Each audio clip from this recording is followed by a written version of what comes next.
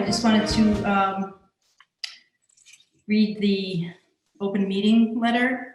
This open meeting of Grafton Planning and Building Committee is being conducted remotely, consistent with Governor Baker's executive order of March 12, 2020, due to the current state of emergency in the Commonwealth due to the outbreak of COVID-19 virus.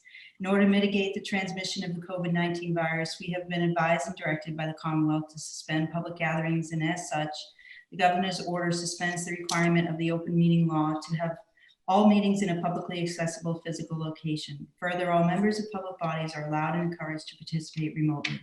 The order, which you can find posted to the town's website, allows public bodies to meet entirely remotely so long as reasonable public access is afforded so that the public can follow along with deliberations of the meetings. For any response, please wait until the chair yields the floor to you and state your name before speaking. If members wish to engage in colloquy with other members, please do so through the chair, taking care to identify yourself. And then for items for public comment, after members have spoken, the chair will afford public comment as follows. The chair will first read public comments, questions received in advance of the meeting, followed by real-time board or applicant responses. Public comments during the meeting will be conducted through the chat feature. The chair will read real-time comments, questions typed by computer participants in the chat feature, followed by real-time board applicant responses. Finally, each vote taken in the meeting will be conducted by roll call vote. So it is 6:05. Call the meeting to order. And we start with minutes.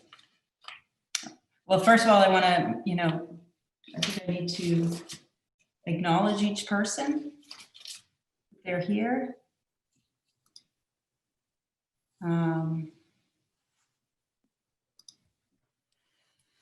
Beth? Here. Doug? Here. John? Here.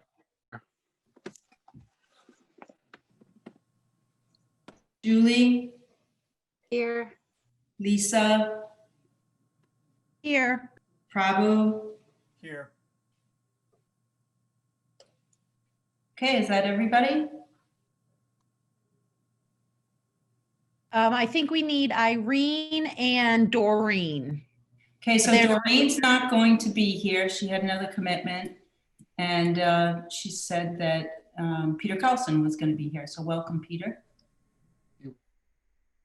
And then Irene would be the only other one. Okay.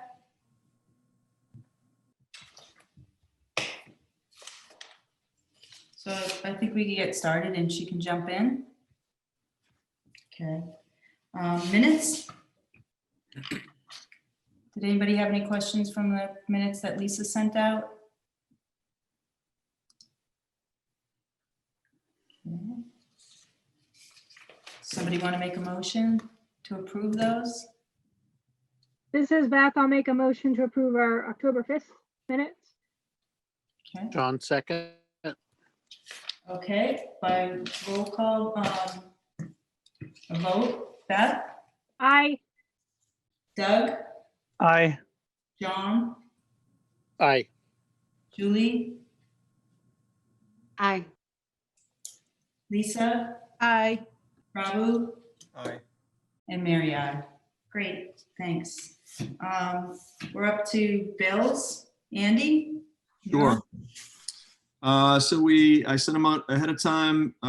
We've got sort of the normal bills to look at tonight, and probably the NGrid one we should talk about a little bit, but we'll go down the list. So Collier's is the first one for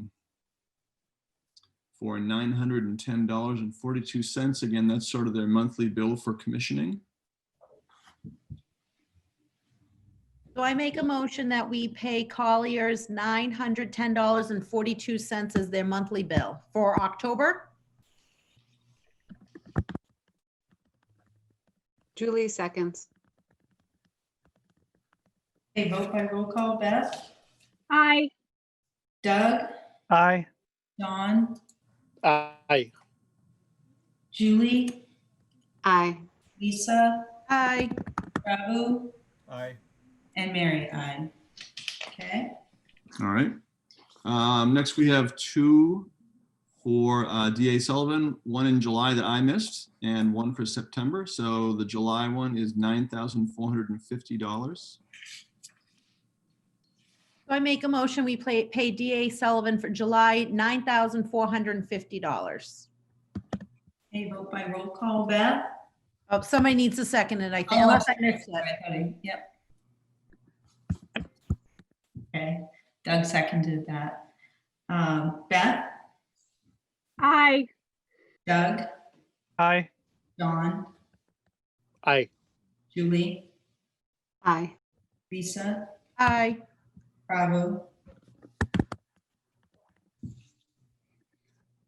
That an aye, Bravo? Aye. And Mary, aye. Thank you. All right, the next one is also for DA Sullivan for September and the same amount for $9,450. I make a motion, we pay the DA Sullivan bill for September in the amount of $9,450. Julie seconds. Vote by roll call. Beth? Aye. Doug? Aye. John? Aye. Julie? Aye. Lisa? Aye. Prabhu? Aye. And Mary, aye. Okay, All right, next one is for DMH Electric. This is for the interim library. They had to come and unwire or disconnect the temporary air conditioners. So this is for $234. I make a motion, we pay DMH Electric for $234 to disconnect the AC.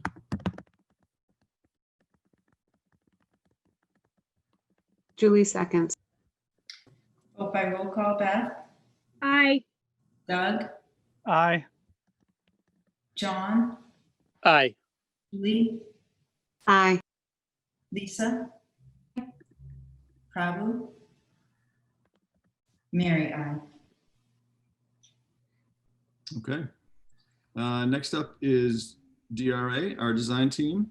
This is for their October invoice for professional services in the amount of $22,461.76. I make a motion, we pay DRA for October for $22,461.76, please. Julie second. Vote by roll call. Beth? Aye. Doug? Aye. John? Aye. Julie? Aye. Lisa? Aye. Prabhu? Aye. Mary, aye. All right. I'm going to skip over NGRID for a second. We're going to go to UTS. So this is for UTS, our testing agency for August. This invoice is for $820. I make a motion, we pay UTS $820 for, what again was it, Andy? I'm sorry.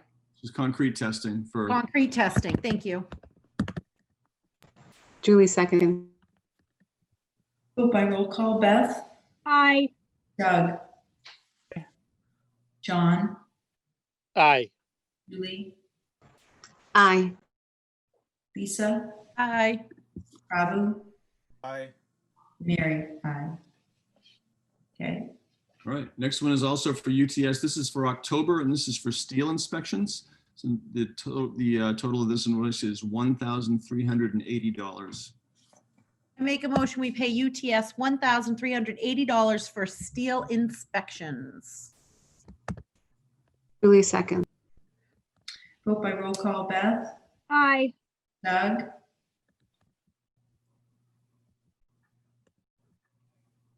Doug? Aye. Okay, John? Aye. Julie? Aye. Lisa? Aye. Prabhu? Aye.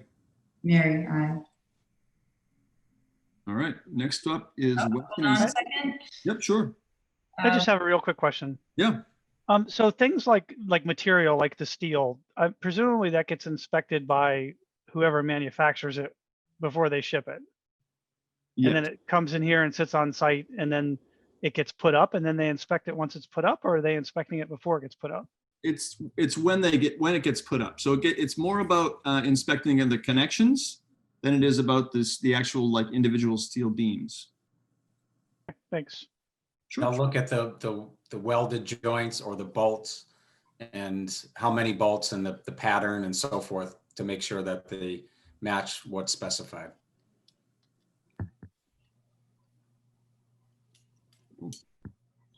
Ready? Next one is for Weston and Sampson. This is our environmental, our folks that are doing all the environmental testing and reporting. So this is for September. The total of this invoice is $8,706. I make a motion, we pay, check my amount, Weston and Sampson, $8,706 for environmental testing and recording. Julie seconds. Vote by roll call. Beth, Aye. Doug, Aye. John, Aye. Julie, Aye. Lisa, Aye. Prabu. Aye.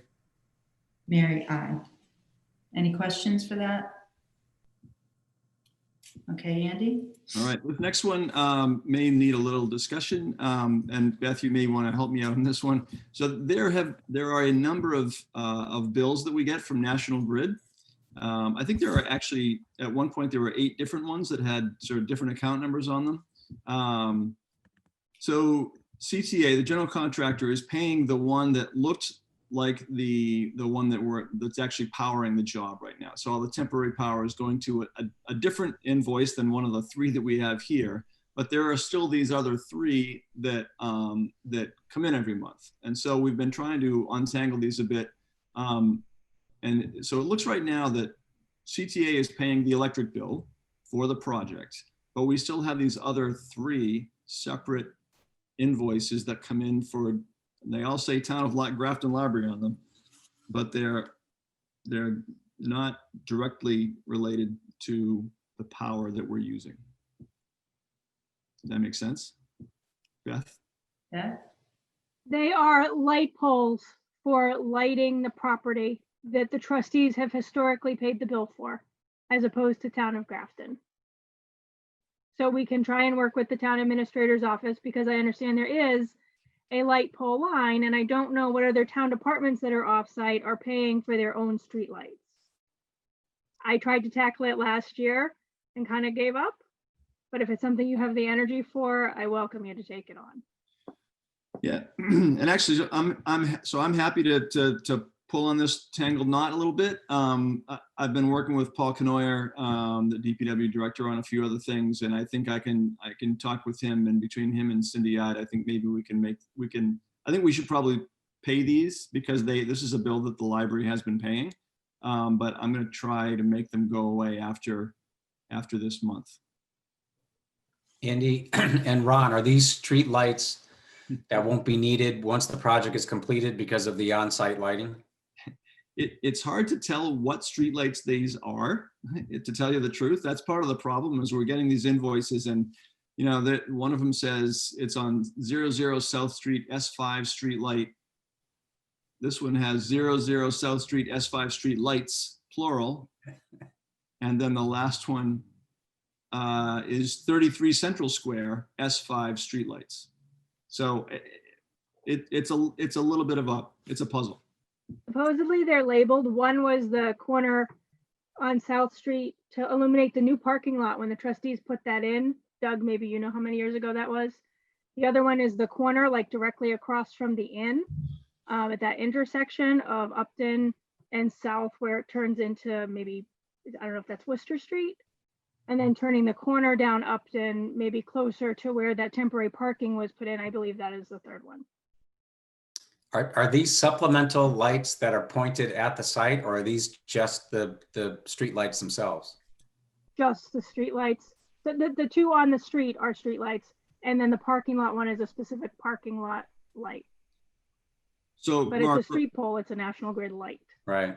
so for example, today they put in a new pole at pole number 3. Yep. And there's a new light up there on their new pole that shines onto the site, not onto the road. So does that mean you're gonna get a fourth bill for this other light? I don't know. Yeah, probably. That's why it's a little like somehow, somewhere, somebody's got to sit down with somebody from National Grid and make sense of all this stuff. Because even talking to Paul Canoyer the other day, he said, if these are streetlight bills, the library shouldn't be paying. Right. So I don't know. We have to, there's going to be a little bit of work in the background, I think, to unravel this a little bit. Because I've seen National Grid provide, basically it's a rental light that they've got the street light that points to the street and then another light that points to the site, and you basically rent that month to month. But at the conclusion of this project, the site lighting will be such that it'll all be on timers, all the safety will be met. You won't need any supplemental lighting, certainly that you won't have to pay for. Right. Yeah, in fact, I mean, that new pole that they put in with the new light that they just put on it is directly next to a new light pole that we're going to be putting in. So we don't want it. I mean, Right. Yeah. Okay. Peter? Yeah, thank you. Andy, just let me know if you need anything from me on that and help you get that squared away ASAP. I agree. I don't know of any other town entity, to my knowledge, that is paying for street lighting. So yeah, please CC me on that, and Doreen, that way we can keep up with that and get you whatever you need. Okay, thank you. Appreciate it. Also, Andy, I think you said we should pay it for now. Why would we pay it? I mean, that might get National Grid to the table if we don't pay it. Well, that's a fair point. I'm at your mercy. So you tell me what you'd like to do.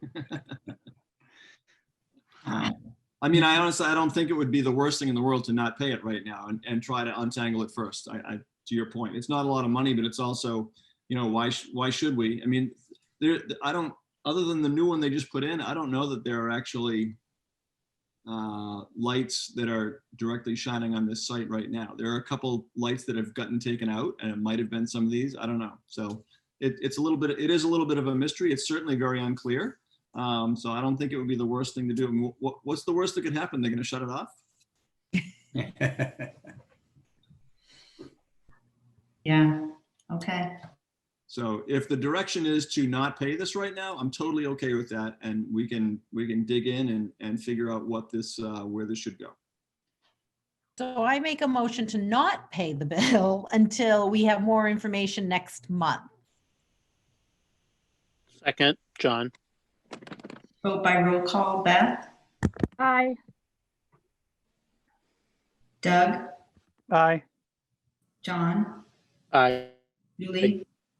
Aye. Lisa? Aye. Robin? Aye. Mary? Aye. All right. Thanks for not paying that bill. Andy, can I just have the amount for the minutes? Oh, I didn't total them up, Lisa. That's fine then. I'll say miscellaneous, multiple bills. How about that? Thank you. There were three bills. I can send you the total after if you'd like. No, I'm fine with that. Thank you. Sure. All right, left are the change order number 13 and then the October requisition for CTA. So change order number 13, I sent out a cover sheet on that just to sort of try to explain some of that. Let me see if I have that here. So this thing, I think for change order number 12, I had sent out something similar to sort of try to explain what some of these things are, and they do sort of fall into a few different categories. A couple of these, 32A and 33R1, are both, again, sort of adjustments, things that we need to deal with existing walls. Second one was design coordination, PCO 38. There was a slight detail that had changed at all the window openings. So there's a difference in basically in wood blocking, more or less. There was a couple other minor things. So that's what that was mostly about. Impact to subcontractors. And then the last one is our least favorite, the contaminated or unsuitable soils. So PCOs 34, 35, 41, 2, 3, and 44 were all about removing the underground tanks, doing test pits for additional soil testing, and removing the tanks, and then over excavation in the parking lot. That one was the kind of the big hit this month for $97,000. That was when we were excavating the parking lot to the south, so the very end, the very outermost part of the parking lot. Our geotech engineer was providing his expertise while they were excavating that, and said that they needed to over excavate to get rid of some of the poor material, so that we could then put on suitable material on top of it, and it would be adequate for a parking lot. So they ended up over excavating or taking out more material than they had planned to originally, which is why that change order is so large. It was a fair amount of material. It was very soupy back there. If you remember from the very beginning, that part back there along the railroad tracks was really, really wet and swampy. So that's what that number was all about. And just to clarify, so the site contractor, they'll dig down to where they're supposed to dig, and then they turn to the consultant and say, are we good? And he looks and says, no, it's bad, keep digging. So they'll dig another 6 inches or a foot, then they look again, and then only until he's satisfied do they stop. And so then they dug out more than was initially anticipated.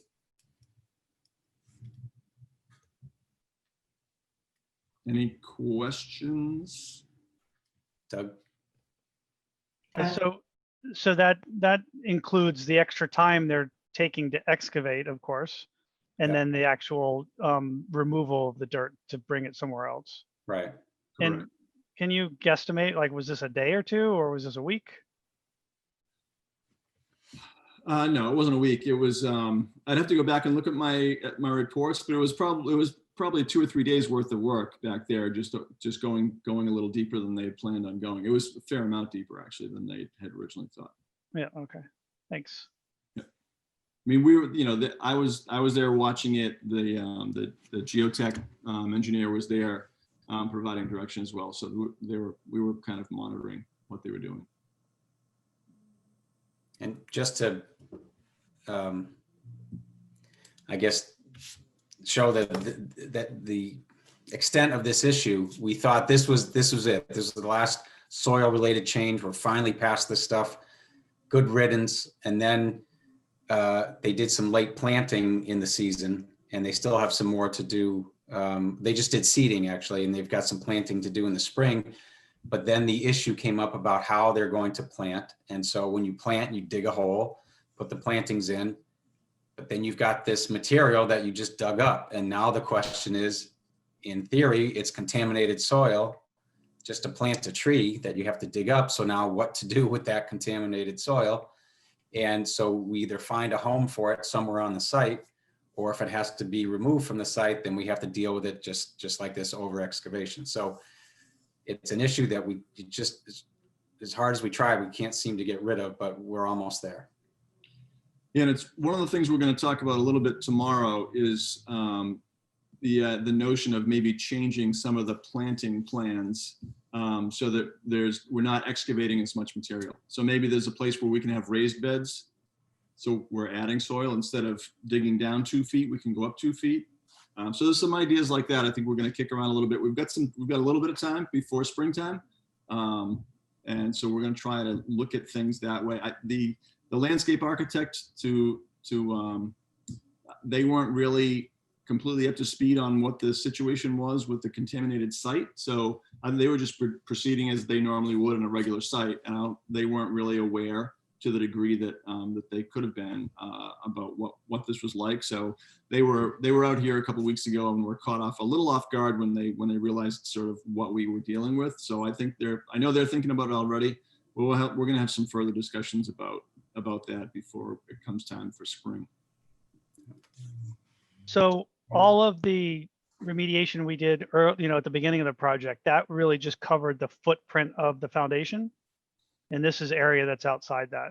Right, primarily, yeah. And the one of the issues here is that even though the material that we're removing for places like some of the planting beds, even though it might not technically even be contaminated, it's coming from a site that's under a DEP umbrella. So anything that comes off the site, almost regardless of its condition, still is subject to testing and control in terms of where it ends up.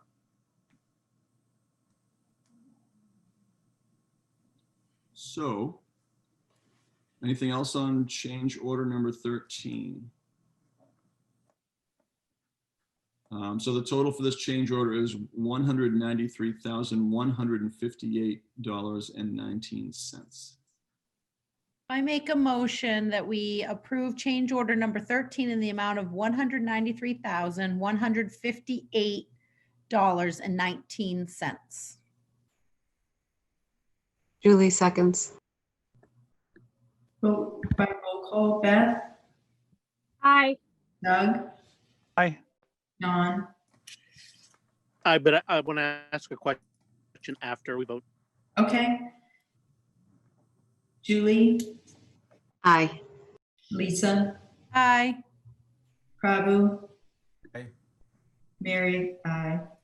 John, question? I didn't chime in quick enough. How close is this now getting us to, because we keep going further and further into our contingency, because this is a pretty good amount.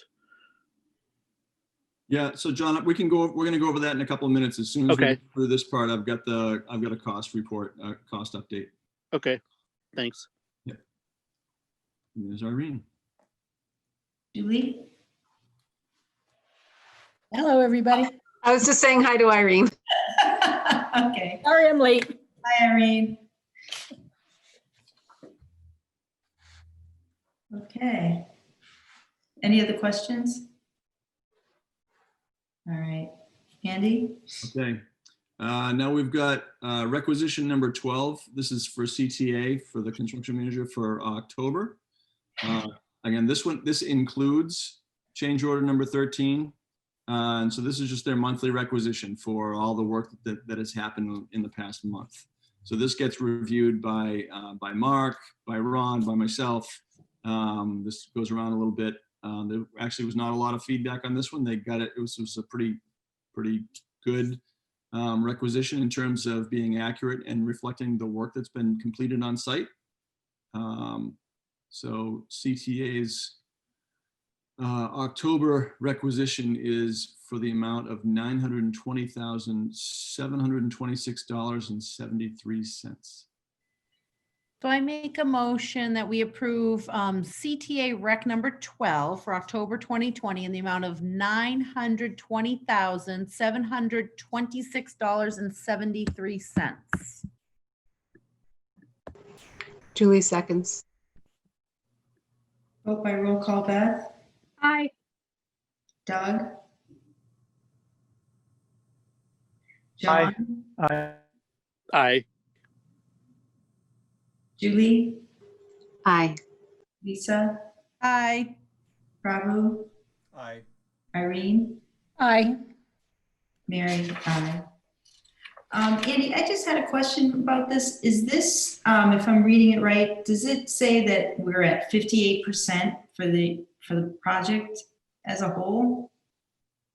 Approximately, yeah.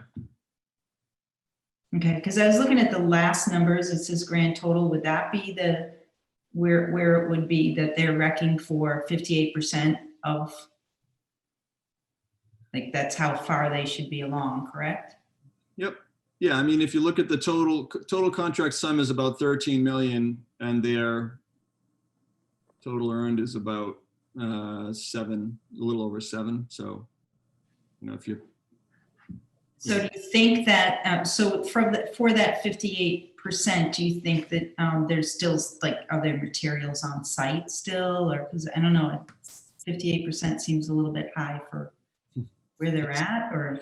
The numbers are a little skewed because during that downtime of contaminated soils and COVID and so forth. So when things were slow physically at the site, administratively, everything was still going and everything was being approved and released. And so, as I mentioned before, we've got a very unusual situation where we've got a trailer full of windows that haven't been installed yet, and the doors and frames are sitting there haven't been installed yet. The skylight was on site in a trailer. It has since been installed. So we're ahead of the game material wise, and that's being reflected in the invoices.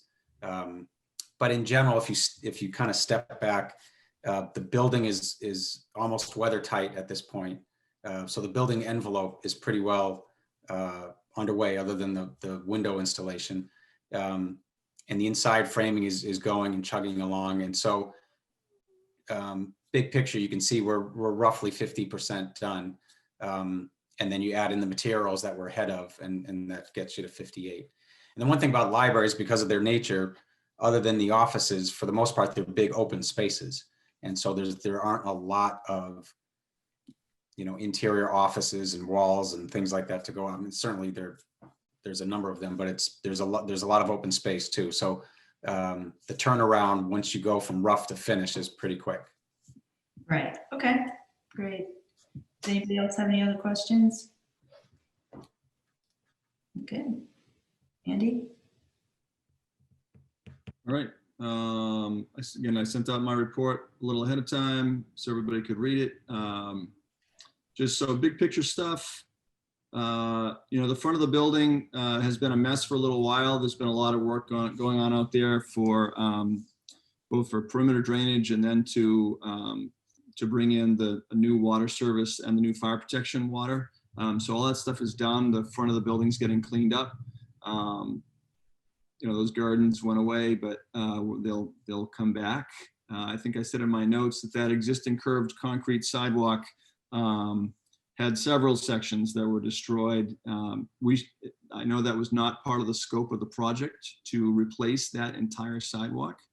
The contractor, site contractor that has done the damage will replace those sections.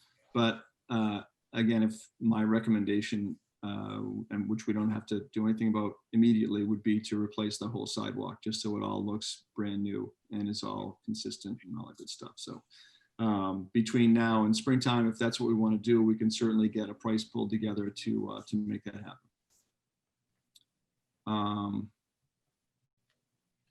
So again, fire protection, water, domestic water are connected. That's very good. Other big milestones: the first floor, the slab on grade, the concrete was poured. That was a big deal to get that done. The masons have started brick. They've got a few more guys out here as of today, so they made much better progress than they did last week already, just in a day. So we're hoping to see more of that happen.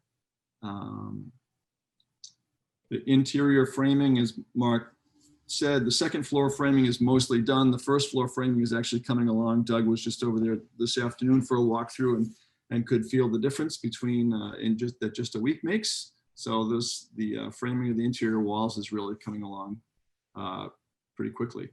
And as they frame the walls, the door frames are going in as well. Also, the skylight has been installed and looks beautiful. They're going to start exterior window installation in the next few days. It's the same people that did the skylight will be doing the exterior windows. On the MEP side of things, the plumbers, the electricians, the mechanical guys have been working on both floors. There's rough plumbing going in, there's ductwork going in, there's wiring that's happening, conduit. So those guys are all working. They've got a bunch of work ahead of them, and so they're all happy and making progress. The fire protection subcontractor just delivered a bunch of material. On Friday, we expect them to just really sort of kick things off tomorrow on site. They haven't really been out here except for the fire protection connection at the street. So we're expecting the sprinkler guys to show up starting tomorrow and start making some progress there. We can talk about cost in a minute. Schedule, I think we're probably, you're going to see it with the weather. We're now, a couple of weeks ago or a month ago, we were slightly ahead. Right now, we're slightly behind. Still plenty of time to hit the schedule that we need to hit. The big date has always been to get closed in, by sometime in December, Thanksgiving, beginning of December, the middle of December, whenever the weather really turns. It's all about the masonry at this point. I think those guys have got to get themselves in better shape so that we can get them get the exterior of the building closed in. I think the window guys are on top of it, but so we're slightly behind right now, but I'm not terribly concerned. I think there's, again, plenty of runway to get to where we need to be. Safety's been okay. COVID-19 protocol is about to change a little bit now that with the windows have been temped in, so there's plastic on most of the windows, not all. The roof is basically tight. And so there's going to be a heightened COVID-19 protocol on the job site. So far, some subcontractors, if they're working together, they haven't been wearing masks. And so it's been a little loose, but that's about to change with the building tightening up a little bit. We're going to also have temporary heat starting shortly. So it'll be an indoor space. It's been kind of, even inside the building has been outside up until now, but that's about to change. Just in terms of quality, again, we've had, you saw the bills, we've had, testing agencies here to make sure that things are going in the right way. The team here has been working really well together. We're catching things that we need to catch before they are made permanent. We're just, checking off all the things that we normally do to make sure that what's going on out here is correct. So I feel good about the way the team has been working together, and it's just been good cooperation, communication, responses. It's been going very well. And then, yeah, we've been doing building tours for library staff and potential donors pretty much at least once a week, if not twice a week, for the past month or so. Generally, we start those at the earliest at 2:30. Some of them in at 3, some of them in at 4, but it usually takes about a half an hour or 45 minutes to walk around. You can see the outside of the buildings, see parts of the site, first floor, second floor, the existing building, what that looks like right now. So it's been good. We've had, good responses from people, and it's helpful, I think, to have the staff and other people that are interested be able to come in and see what the building looks like as it goes along. And I certainly always extend that to all of you as well. To come out and take a look whenever you want. Yes, Irene.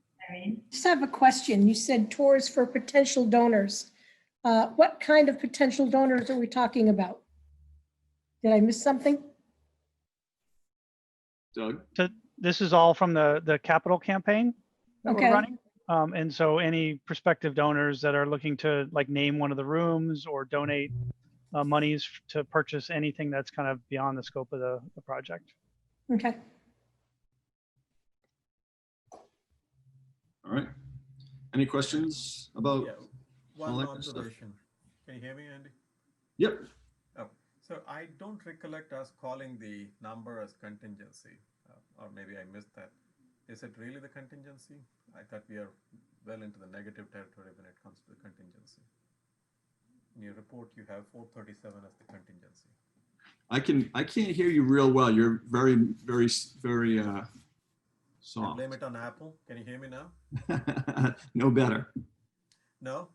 No, not really. That's funny. Is it better now? Little bit. My question was on the contingency. Yeah. It's contingency in the report. Is it contingency? I don't recollect us calling that as contingency in the past report. Still not there?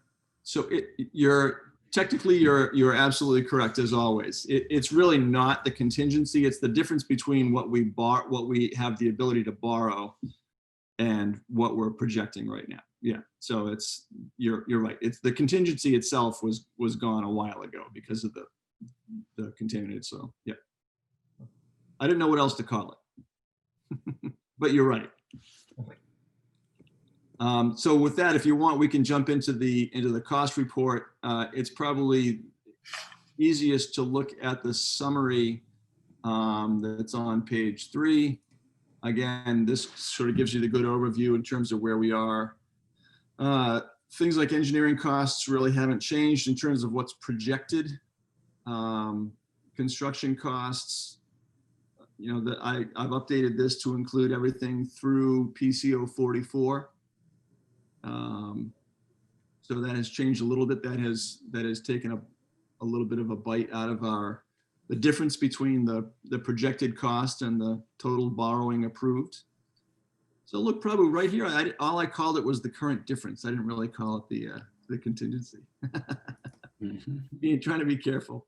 Owner costs, again, projected, I included sort of the extra rent that because of the delay in the project, I sort of already put that in here in terms of the projected costs. So I'm trying to stay ahead of where we think we're going to go before we get there. So yeah, so the big question is always, what's the difference? And so now, right now, we're at $437,000 and 100 and some change. So, you know, we're still good. The stuff that really moves the needle is behind us. I'm always hesitant to say that, but you know, we're not going to go on a spending spree anytime soon. But that's still a bit where we are right now with what we have ahead of us. Mark, tell me if you think I'm wrong. No, I agree. This still feels like a good number based on where we are. Yeah, I mean, in general, and again, it's one of those things you don't want to say out loud and jinx it, but the ability for field generated changes because of unknown conditions or things not lining up or structural issues and so forth, most of that would have happened by now, would have realized itself by now. And now the walls are up, the coordination between trades has happened. There's some finicky detail, you know, oriented changes that Andy referenced in some of the change orders with blocking and around windows or around columns. And but that's a very detailed kind of level of change. And so I anticipate if things are going to happen, it'll be at that level, not at the scale that we've been talking about. But in general, if you were to take away all the soil related changes from the change order list, what you'd be left with, that percentage against the whole would be very small. But obviously the soils has been a big hit. Yep. So that's the sort of the big picture. I think we're in good shape. And again, we're not really seeing anything else major coming at us, but we're going to continue to poke at everything and ask questions and just push back on things that don't sound right. So there's been a lot of that so far, and I think it's been a good effort, and we'll continue to do that as things happen. Any questions? Okay. All right. I think that's You all set? it for me. All right. We go to you, Mark. Not too much to add.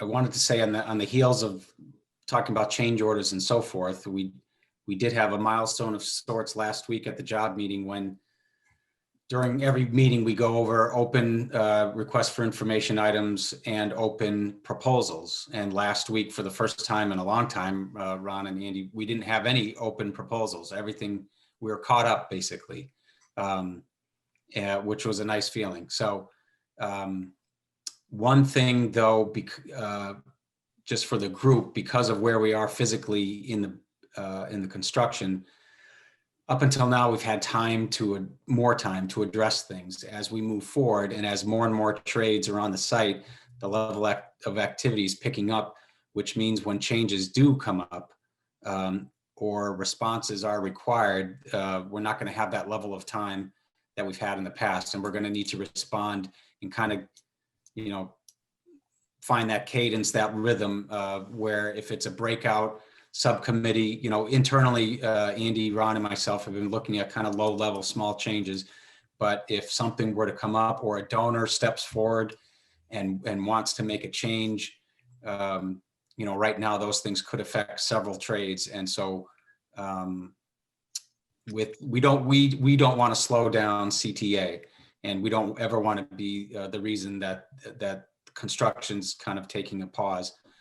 So it hasn't happened yet, but just a heads up that as a group, I can see the need to make decisions at a quicker pace.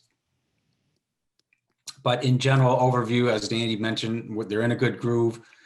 More and more trades are at the site every week. And it's all about getting the building 100% weather tight. The roof is tight but not done. The exterior is weather tight but not done. You know, we've got plastic on the windows and so forth, which allows the inside to be dry and work to progress. But we want to get to that point where the roof is actually 100% done.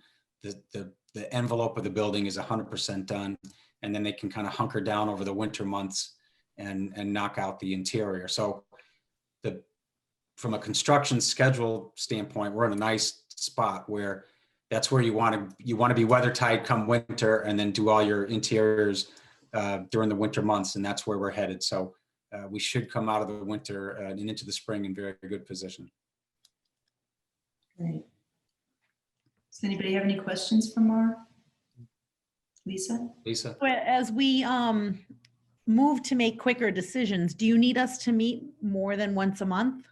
Not right now, but I could foresee something coming up where we might have to have an interim meeting because I can't think of anything field related. It's more some of the donor potential changes that I've heard of could impact several trades. And so whether those happen or not, I'm not sure, but we may have to say, let's meet on the 15th of the month and then the 1st of the month or something like that.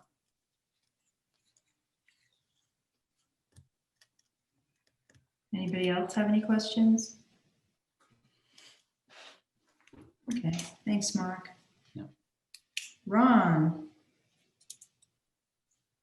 Hello.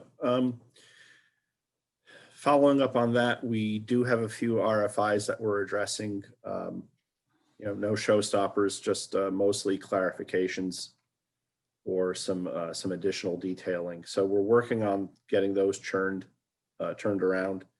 We did have a meeting with the design team and the lead consultant last week. The week before last. And we will be scheduling another one the end of this week. And that's basically going through the list of potential lead points and seeing where we are in confirming them to making sure we have all the documentation, have everything in order, and added onto the online system that lead uses to collect information and assign points. So we're just keeping track of that, making sure we don't fall short. We don't see any issues at this point. We're just confirming, solidifying what we expected to gain for lead points, what specific areas or topics. And for the design subcommittee, we had a meeting last Tuesday night. We went through potential furniture options, got feedback from the subcommittee, provided that information to the furniture vendor, and they're going to be getting back to us with some tweaks and changes based on our comments. And the wall and floor finishes were confirmed. I'm finishing up the construction drawings to finalize those for the contractors. That would be adding any dimensions that we need, making sure we address all the transitions where two different materials meet. If a tile floor meets a carpet floor, make sure we have the appropriate transition between the two. So that's wrapping up. And then we started talking about signage in last Tuesday's meeting. So aside from the typical room signage, we will be putting together a list of special signage, anything that has the potential of having a donor's name on it. If the donor is providing money for one of the special purpose rooms, that type of donor signage, along with the dedication plaque and the overall donor plaque, which would go in the lobby / vestibule area. So we got that conversation started, and we looked at some samples of different types of dedication plaques for both the donor and the building dedication. And we're moving forward with that. We have another meeting Wednesday night of this week. We met Tuesday last week, so we're meeting Wednesday this week. We've agreed to meet on a weekly basis, alternating Wednesdays and Tuesdays to accommodate Beth's work schedule. And they're primarily going to be Zoom meetings unless we need to meet in person to look at samples or whatever. Oh, that reminds me, I am working with the carpet rep to get samples delivered, or to see if there's spaces in Massachusetts that we can visit that have the carpets that we're using. I have a showroom down here in Connecticut, but I'd rather see if I can find something closer to the library. Any questions about the design? I have a question. Sure. Regarding, did we put in the vehicle charging station? Is that going to be part of a Leeds point? Yes, yep. We've got 2 charging stations that will charge actually 4 cars. Perfect. Yep, those are written. Okay, and then are we solar ready on the site? We're installing empty conduit that will go up to the roof, so that if we want to do that in the future, we'll be able to. Perfect. Okay, great. Thank you. Lisa? Sure. Can you tell me the role of the budget with the subcommittee? I know at one time we talked about this might be a place where we may be able to save a little bit of money if needed. So what's just the philosophy and the approach? I can answer the design side of it, which is part of what we'll be doing as this subcommittee. For example, the furniture, the recommendations that we reviewed and sent comments back to the furniture vendor, that vendor will be providing an updated estimate of the furniture budget. And as we move forward and solidify more details, such as, okay, we are going to use this chair, it will have these features, it will have this upholstery. Once we get that level of detail done, we'll refine that budget more and more and see, number one, making sure we fit within the budget that was set out.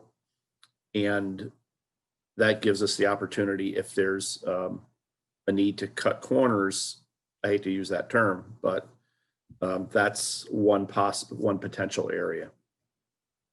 I should say, look for savings, not cutting corners. So scratch that cutting corners part from the record. Does that help? Doug? Doug? Thanks. A couple questions. The green, one of the things we're considering on the top of the community room is a green roof. Would that work towards lead points or not? Yeah, I believe so. Okay. Second one, I think we've talked about this, but there in the front of the building, there's an I-beam that cuts like a window in half from the front. Can you remind me what that's going to be from the outside? Like there's an I-beam going down right in the middle of a window frame. Is that window like frosted, or will you just see that from outside? Where is that beam? It is, I think it's in the sorting room window. Oh, you don't have to answer it now, but if you could. Yeah, I don't believe that window is frosted, but the beam the column should be enclosed. Okay, so you'll just, you might not even notice it from outside, depending on the lighting and stuff. Yeah. Okay. Doug, usually those they're enclosed and it's painted black. Yeah. Generally. So Okay. It looks more like a shadow than anything else. Okay. And then in the upstairs area on the tour today, in the skylight area, there are these crossing tie rods that, kind of go across each of the square sections. Was that structural or was that architectural? Structural. Okay. Yeah, so those tie rods will be painted out. They'll be painted white. The corners where they tie in will be framed out and enclosed. So you won't see the steel where it ties in. Okay, it looked like it wouldn't really be structural because you'd think all the I-beams around it were strong enough to hold the thing together. It's more because the load wants to push it out and the tie rods kind of pull it back in. And Okay. so, Yeah. And it's for like snow load in the middle of winter when you've got 3 feet of snow up on the skylight, and so all that force pushing down wants to spread it out. So that's what the tie rods do. Okay, I'm just preparing for some questions, that's all. Yeah, Thanks. yeah. That's fine. No problem. That's it for me. Thank you. Thank you. Anyone else? Okay, thanks, Ron. All right, Historic District. Any updates? I don't think there's anything additional that we've had to discuss, right, Andy? No, I think we're in good shape. They had asked for the latest window selection, window frame colors, shingles. Again, we had presented those earlier, but I think at this point we are all up to date with them. Yeah. Raised beds for the community garden in front. I think they wanted us to go back before them and ask.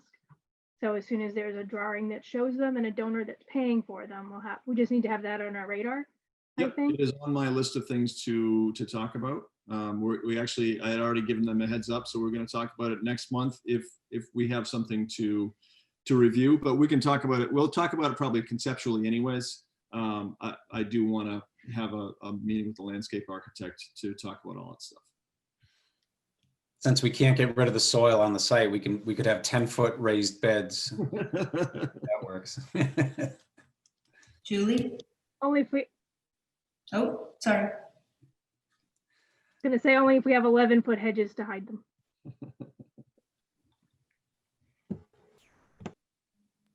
Sorry, I don't know why my tab wasn't working.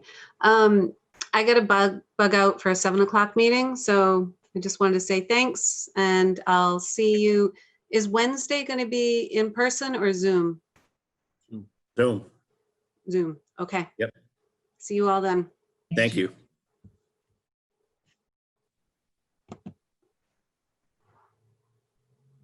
Okay, does anybody want to add anything else for the Interior Design Subcommittee? I can just make one comment. Did we lose Ron? Oh, Ron, you just moved in the squares here. I will say with the framing out in the main floor where you can really see the rooms and those diamonds that were designed in with the marble, that's going to be really cool. It's just, you can really see in the space how those are going to kind of highlight the space. So it's going to look really nice. I'm glad to hear that. Yeah, it was hard to tell until they put the walls up, or at least the stud framing up. Right. But thank you. We had a feeling that was going to be a nice feature. Yeah, I think the entrance is going to be pretty dramatic, and it's going to be a nice introduction to the building. Yeah, I can't wait to see the stairs. Yeah, it's gonna look really nice when we get the stairs with the porcelain and the glass railing. It's really gonna look nice. Yeah.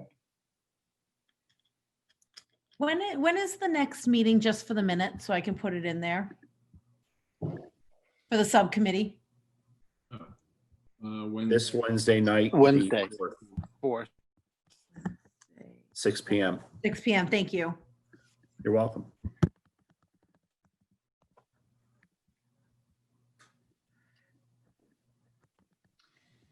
All right, are there any other comments? Public input? Our next meeting is the 7th. Yes. Yeah. And then we have one scheduled for January 4th.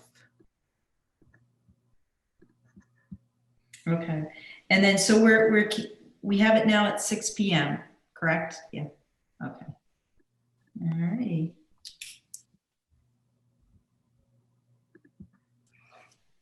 So if everybody's good, I'd say we could adjourn.